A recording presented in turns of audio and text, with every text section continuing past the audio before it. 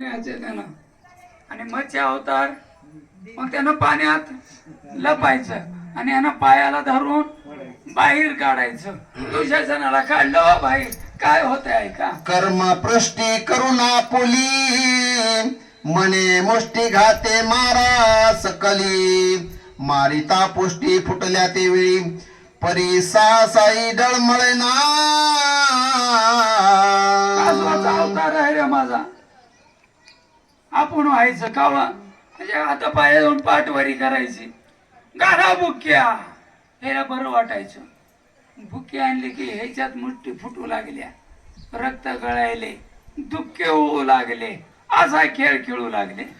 आपण वर होत म्हणे रणक्षय समस्त त्यांचे हृदय रोविदात मुसंडी देत नाटोपे. तुम्ही हिरण क्षय व्हा. हिरण्यकश्यप कोण म्हणायचं? भीमान. यानं डुक्कर बनायचं आणि त्याच्या पोटामध्ये आता ह्याची ढुसणी म्हणल्यास त्या कौरवाचे पोट राहिले असतील का? ओरडू लागले आहे का? आपण नरसिंह होत दुशासन आडवे घेत म्हणे नखे पोटी फोडू येत किंवा पुढे विदारू. ते म्हणू लागले मी नरसिंह अवतार. दुशासन नरसिंह आपलं हिरण्यकश्यपू हिरण्यकश्यप त्याला आडवा घेऊन पोट फोडतो म्हणायचं. राहू द्या म्हणायचं. पुन्हा ह्याचं पोटच मला फोडायचं. भविष्य बोलायचं खेळत खेळत. ऐका. आपण त्रिविक्रम दुशासन बली म्हणे आता घालितो पाताली भार्गव होऊन म्हणे सकळी कौरव क्षत्रिय मारीन. मी म्हणा बळीराजा तुम्ही वाच. सर्वाला मी पाताळात घालणार. भीम बोलू लागलो. ऐका. आपण राघव होय देखा जयद्रता करी सुरपनखा पार्था लक्ष्मण सखा प्रतिष्ठानाशी छेदिल पुढे. दुर्य हो जयद्रथाला म्हणाले ही सुरपणखा होणाऱ्याचं ना कान छेदायचंय. लक्ष्मण पाटील राखा येणार आहे आणि मग कर दुष्यंती देसराचा नाश केला त्याप्रमाणे मी प्रभू रामचंद्र भीम होऊ लागले. कृष्ण अवतारीचे खेळा माझेल जेव्हा रणमंडळ तेव्हा दाखवू सकळ रती गणनीला बैसवनी. सुमरू लागले. आता दुपार येऊ ग. संपत यायला आता रण माजणार. कृष्ण होणार आणि तुमचा धुमाकूळ घालणार. हो तुमचा नाश करणार. भीम बोलू लागला.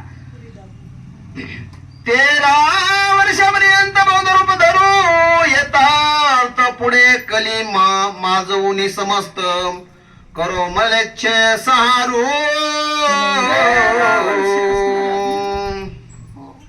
12 वर्षाचा वनवास, 1 वर्षाचा अज्ञातवास. मलेच म्हणजे वाईट वागणाऱ्याचा नाश जसा बोध अवतारात केला त्या न्यायानं करू.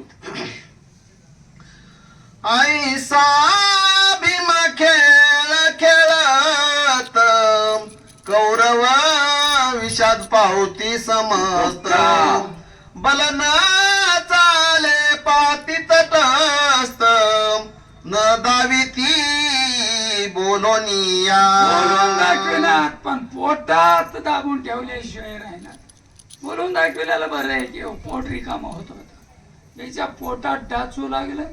भीम असला खेळ खेळायले त्याच्या पुढे कुणाचं आणि बोलून दाखविना.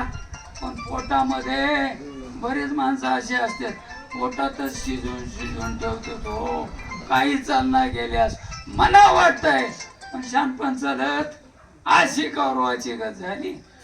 दुर्योधन संतापात राग संकेत दावीत येरुत्याचा दडपीत याचे उसने घेऊ पुढे त्यावेळेस असणार खुनवित असं दुर्योधन बघू त्याची त्यानं खुनवू लागले की हात दाबू लागले भीम सोडित नाही पुन्हा तुला दाखविणारच हाव म्हणू लागले किती तू खुनवा खुनवी कर किती दुष्टपणा कर पण एका दिवशी तुझी मांडी मी मोडल्याशिवाय राहणार नाही हो भविष्यही माहिती होतो याला भविष्य जाणून खेळ खेळत होते ऐका कौरव जाऊन अंदास सांगती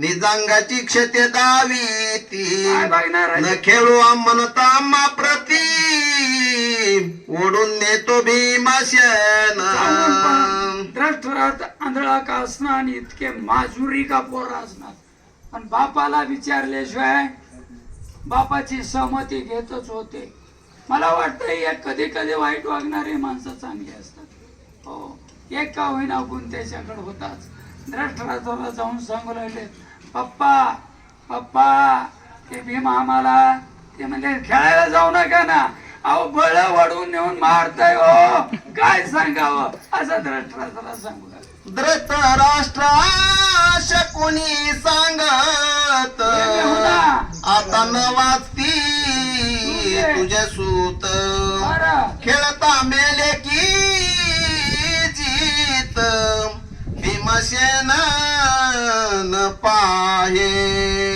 पोराचं ऐकत नसे खेळायला जाऊ ना काय की रे यायची जायला खेळू द्या तुमचं तुम्ही खेळा दुसरा फळाने येतात बाबा तितक्या सकुनी टपकूनच होता द्रष्टराजाला म्हणून काय सांगू दाजी तुम्हाला तुझे पोरं काही वाचतील असं मला वाटेना आणि भीम सर्वाचा काटा काढल्याशिवाय राहीना असं शकुनी द्रष्टराजाला बोलू लागला धृतराष्ट्र तेन आणि मना मने पंडू गेला स्वर्ग भुवना प्रेम होतं विपरीत बोलता जना माझी भेद दिशेल काय गरज असणार माझा भाऊ स्वर्गाला गेला मी जर भेद करू आणि आपल्याच मुलाचा कैवार घेऊ तर जग काय म्हणेल आंधळ्याला देखील जगा